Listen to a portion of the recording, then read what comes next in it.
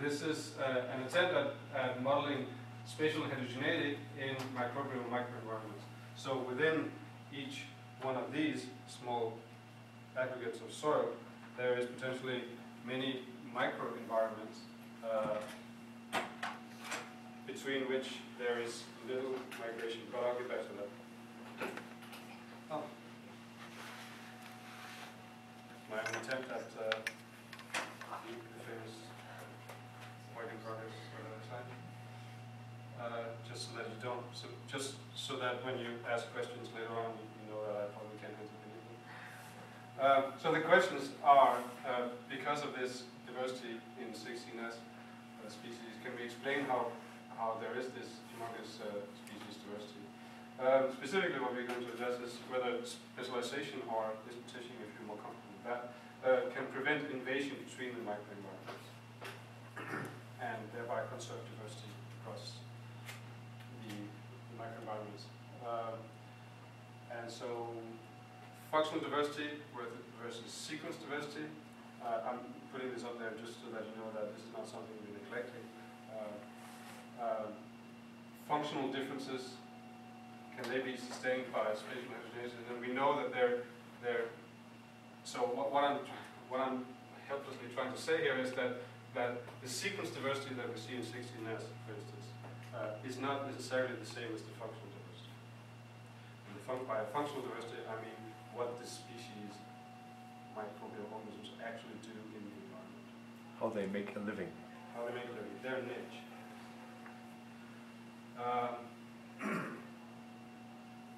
Previously, we have modeled asexual organisms by way of the Monod model, by the famous Jacques Monod, who said something about E. coli and elephants, but even more so.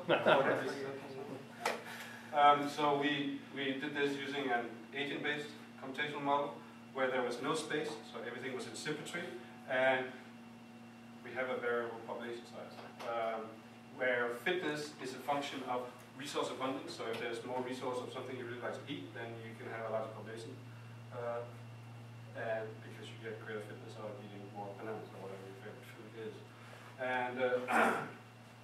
And we have something we call resource affinity, which is a trait value, which is just how good an organism is at utilizing that particular resource that resource affinity is tied to. So if you're really good at digesting bananas, my favorite example is lemurs, where some lemurs have very long digestive tracts, and if they're really good at digesting leaves because cellulose takes a long time. But if they eat, so they have a high affinity for leaves. But if they eat bananas or something else with a lot of sugar in it, they have a problem because it takes a long time. So they're really bad at that. It actually rots in their gut. Whereas other lemurs eat fruits and not leaves because they have a very short tract. So they are specialized to these things, and each have high resource affinity for different things. Resources are modeled as a chemostat, so they're consumed and they decay and they go back at a certain rate. What we found was that it's easy enough to evolve generalists that can use all resources. So if we start them up here at t equals 0, with a very low resource affinity for one resource, the red resource, and no affinity, that is, for the other resources, that is, they can't utilize those at all. So even if there's peanuts lying around, they can't eat them all. Resource abundance goes down as a function of time because it is consumed. So the red resource here is consumed at a low rate, and that's why that, of course, goes down as it's being consumed. Whereas the resource affinities evolve over time by mutation, and the red one there goes up very quickly to say 1, and therefore, and then so the resource goes down quickly, and then at some point they evolve the ability to utilize other resources, resource 2 and 3, and so the resource affinity goes up by way of mutation incrementally, and therefore eventually at the same time intervals, at the same time points, the resource levels goes down for those resources that they now also consume. And And in this case, you end up with a homogeneous population that all are really good at utilizing all of the resources. So they're generalists. And this happens not always. Sometimes what you might see is that in here we have two different phenotypes, two different kinds of organisms. Some of them, like the top one here, evolved just as the previous example. But at some point here in time, the population splits into two, where one starts to be really bad. It loses again its ability to consume the red resource, but gains the ability to utilize the green resource, which the first one never does. And then the first one again evolves affinity for the yellow resource, and so they have now specialized so that the first one is really good at two resources, and the second one is really good only at the third resource. And this implies that they're going to have a distribution that's 2 to 1. Yes. You had said that in the second case you have the population diverging, but you don't actually know that. You could have pleiotropy in your mutation that causes you to lose the ability to use one when gaining the other one. Yes. So in this model here, which I'm addressing later, in this model we don't have any genetics, so we can't address that at all. So yes, in natural environments, this could indeed be true that it's only one organism, but you have pleiotropy and so on. But here, all we can see here is that they are functionally different. They have different phenotypes. But good question, because I'll get back to it.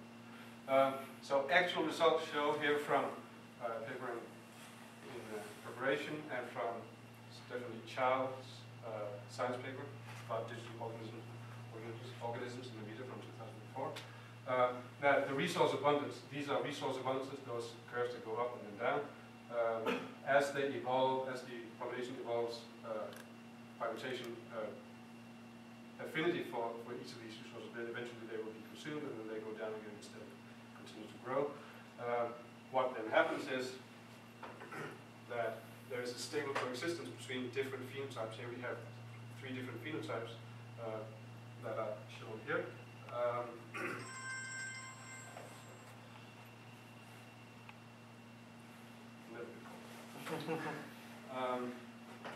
And so what we then get is that I'm sorry, it's a new phone. I really quiet. Sorry. I have no idea what I'm doing. I shouldn't even have reception down there.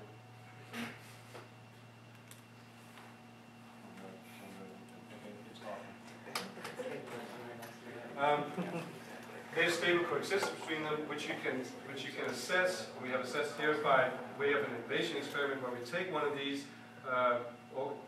kinds of organisms and make them very rare in the population, so we get them down to a 5% frequency, and you can see that they invade back into the population, and they do this, of course, because of negative frequency dependent selection, which just means that when you're rare, you have an advantage because yes, that's what it means. And the reason that they have an advantage in this model here is that the resources that they have specialized on are not being consumed at a very high rate because we are gone, and therefore it's yummy, and they have high fitness, and therefore they can invade back. And that's why there's a stable equilibrium. And by way of Van Valen's 1976 species definition, the ecological species concept, these can be termed different species. That is, by the way, one of my favorite papers. Definitely has the best title ever, which is Ecological Species, Multi-Species, and Books. I think it's a brilliant title. You don't agree? Okay, and in Avida, this is an example of many more stably coexisting ecotypes, if you want to call them that, instead of species, with an invasion experiment here where it comes back. So Avida and Nora, which is how I think things are in Beacon, by the way. Avida or not Avida. So whether you involve specialist or generalist, of course, depends on trade-offs, which is which I've already illustrated in this lemur example. You can't because of it depends. You can involve a high affinity for both fruit and leaves. In their case, at least, because it requires for them a long digestive tract for leaves and a short one. You can't have both. You could, but it's really difficult to evolve two digestive tracts, I presume. So that's an example of trade-offs, but there are many other kinds of trade-offs. Here we're just saying that there is a trade-off in fitness.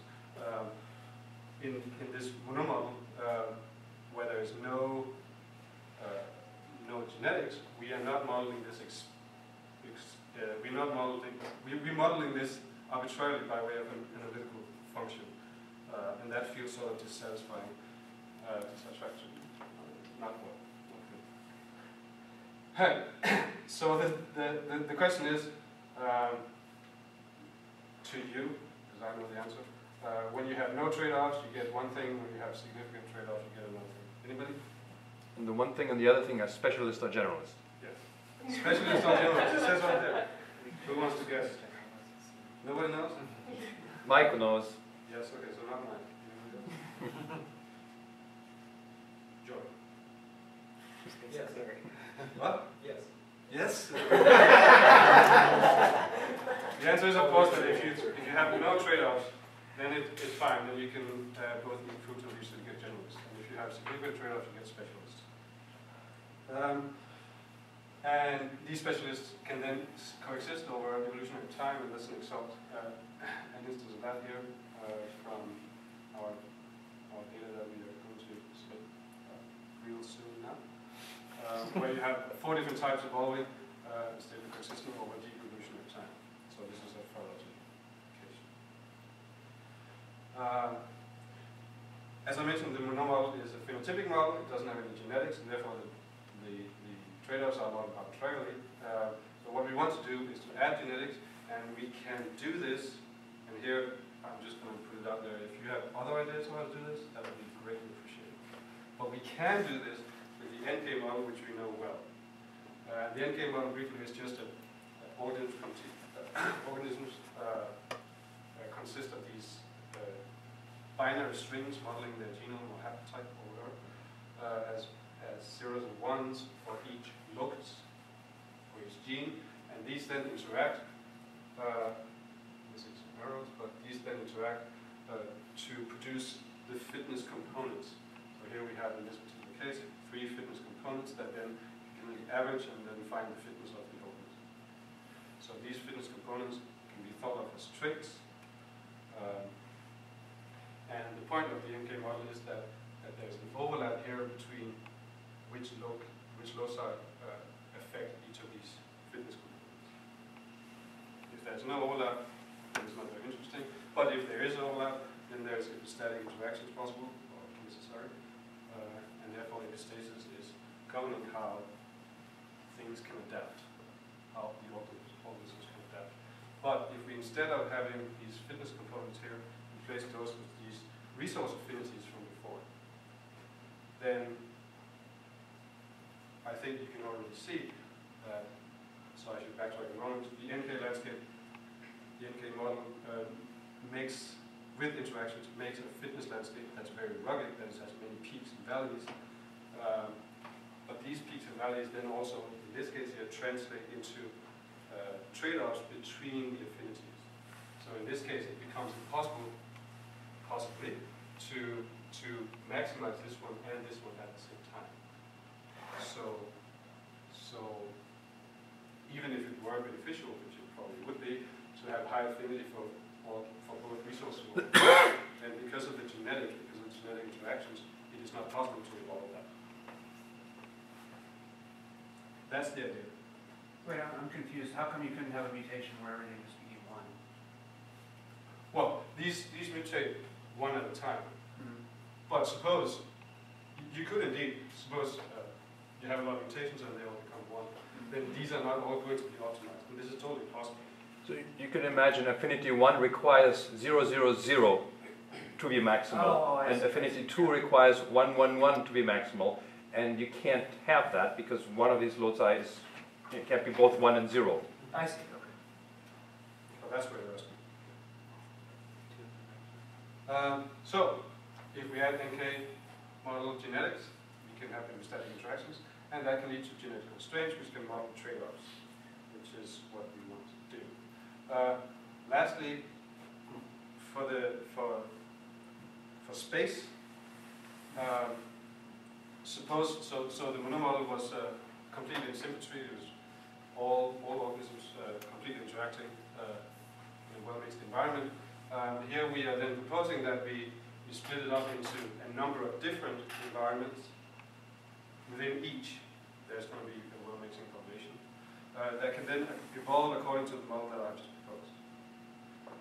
And if these then evolve completely in allogatry, that is, that there's no migration between them, then they should all evolve to the abiotic environment, that is the resources. Well, they don't have to be abiotic, but the environment that is the resources is going to be the same across all microenvironments.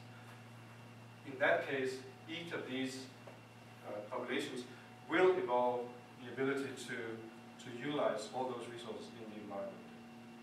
Unless the constraints are really severe, in which case they might not utilize all of the resources, but that's a special case.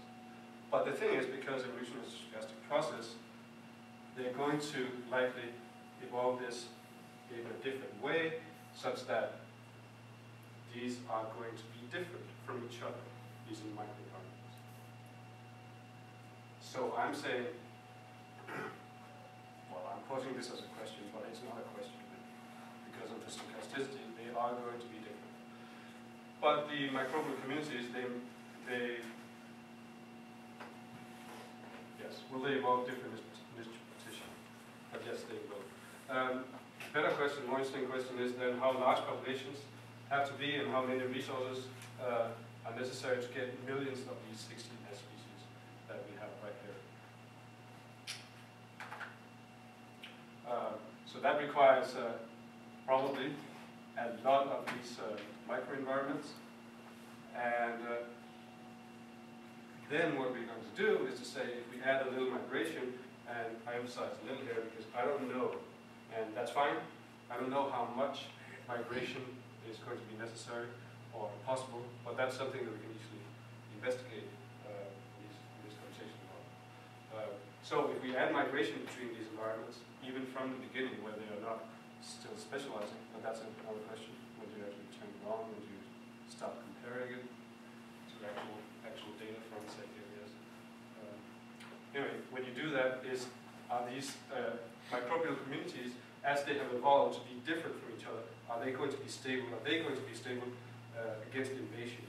If you take a bunch of these organisms here and place them over there, are they going to be able to invade or not? Now we're not talking about populations or individuals invading within one population. We're talking about a small part of a community invading a whole different community with a different composition of species, or call them one, that have evolved different abilities to utilize the environment, or they have evolved the ability to utilize the environment differently, such that one species over here may utilize resource 1 and 2, while another utilizes 3 and 4, while a species over here that's trying to invade can utilize resource 1 and 3. So it's not going to be the same pattern between these communities. And the question is that if that can invade. There is reason to think that it can. Here's from Charles' science paper again, where we have a number of differently evolved species, their phylogeny there, and how well they can utilize each of these 9 resources. And the darker the square is, the better able they are to utilize that resource.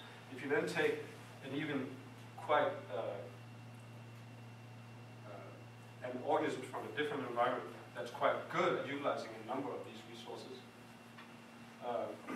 it may be that because this whole community here is utilizing all of the resources in a particular pattern, as seen here, it may be that if you come in with a new species that can utilize, say, resource 2, 3, and 4, then it can invade, not because it can outcompete species 6 alone, or species 5, or species 4 alone, but because the whole community is resistant to invasion by these species that have evolved in different environments and have thus and have a different resource distribution pattern utilization. Thank you.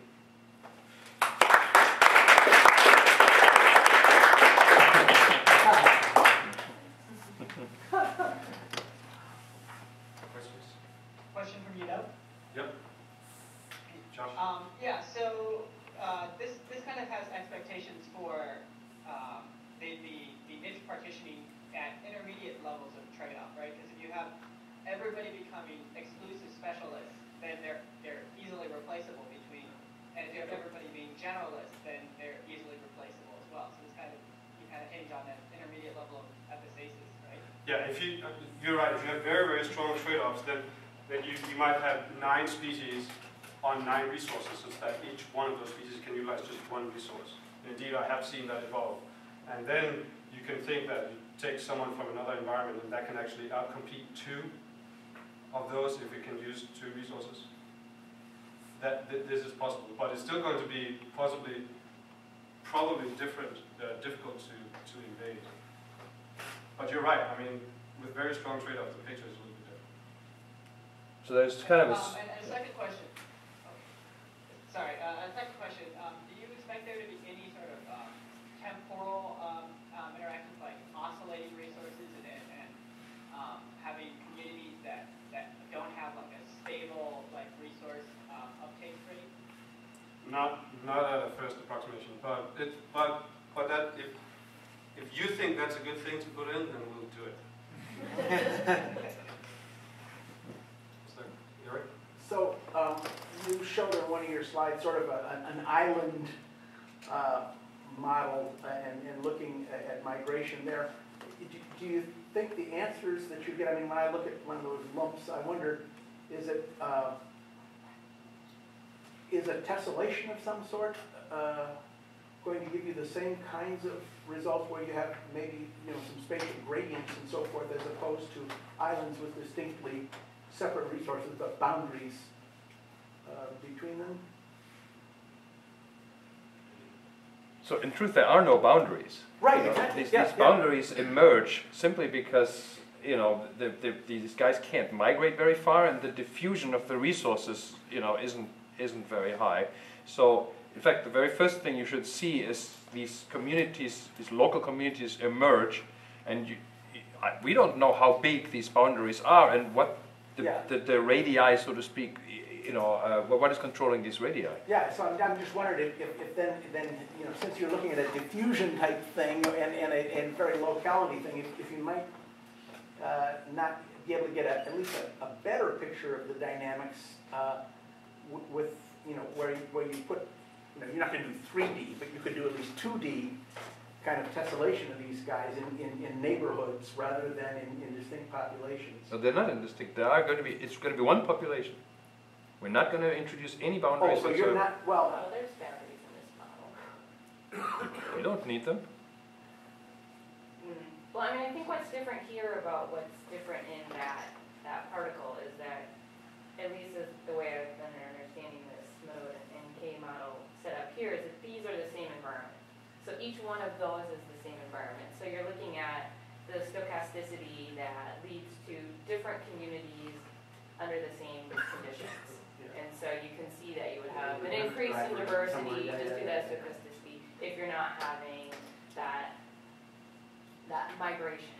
And there is evidence that in soil that there are more local interactions. Like you're not having interactions across all the microbes, the whole field, or even multiple centimeters, right? So, but that's one aspect of it. I think that the next step, like what you're saying, is this spatial variability.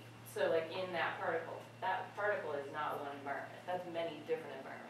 In the middle, it's anaerobic. On the outside, and then you don't aerobic. need to divide them into subpopulations in any sense. I mean, Yeah. you simply look at it as a continuum. Well, so that's where I think this is a component of the maintenance of diversity. So this is one way you're getting diversity, but the other is this heterogeneity of environments.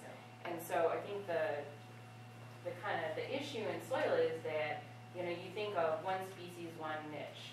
Is it really possible that there are a million niches in a gram of soil, and I think that's where people get sort of Queasy. they feel like the theory is not matching what we're seeing, and so there definitely needs to be development in the theory of the maintenance of diversity when we see this complexity. So, and Bjørn and I have been talking about this, and I think that this is one aspect to that maintenance of diversity. Potentially, it's not the whole story, but it is an interesting.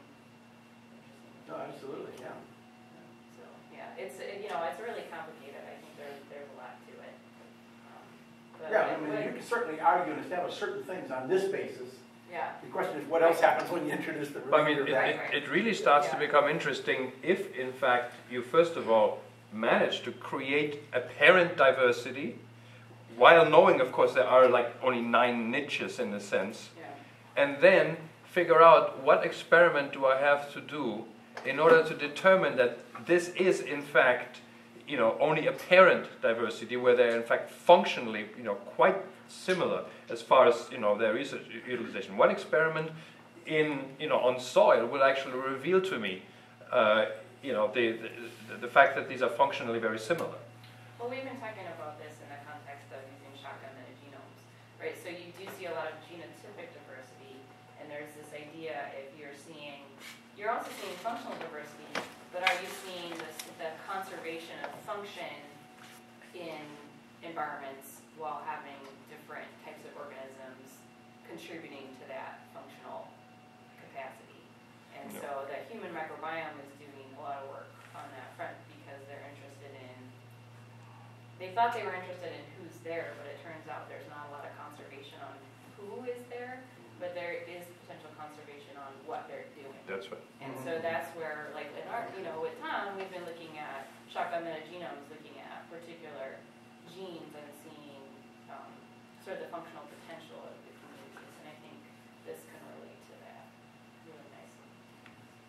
So if your question is ultimately about diversity, though, it seems like it might be valuable along with the simulations to do what I think Chris is suggesting, and that is gather some data from soil. So you passed around the big aggregates, but the other two that have all these other size aggregates. So maybe it would be worthwhile to say, species-wise, the way you define species, when you take these different aggregates, is there any difference or not? That's right. I mean, So just even because there are different soil grain sizes, yes. it could very well be that there's a different diversity So in small versus large Can you grain super size. sample and do the shotgun metagenome? So you do shotgun, but more tractable would be to do it at your species level, which is a 16F definition, and start there just to make it more tractable, and then move on to the shotgun metagenomes. But maybe you take 10 aggregates from each of those and proceed with sequencing. It's not, that's tractable. Aren't some people at PNNL doing that, generating that kind of data? Yes, but not in the same way that you might like to do it for this question. Not with the replication, not taking 10, yeah. If I understand this correctly, your model treats a resource as anything that can be used as a substrate for metabolism. Can this model be expanded to include a resource as anything that contributes to fitness, be that longer survival or phage resistance, other more abstract resources? So as it's made already, it includes resources that any kind of resource that can be defined as a resource. If you go back to Tillman's book and see what a resource means to him, it's anything that's growth limited, and so that includes not just things that they eat, but also a place in the sun, etc. So yeah, anything you can think of is in principle included here. What people have not today, but otherwise normally do when I present this model, the mono model, is they object against the fact that all these resources are sufficient, each one sufficient. As long as you get some of it from some fitness from one of them, then you're fine. But in many experiments, with actual microbes, you find that they are there's a number of necessary resources. But you could easily model that here by just saying, well, you have a group of necessary resources here. You have a group of sufficient resources here, and one of them is necessary, and then you have another one where at least one is necessary. So that was not exactly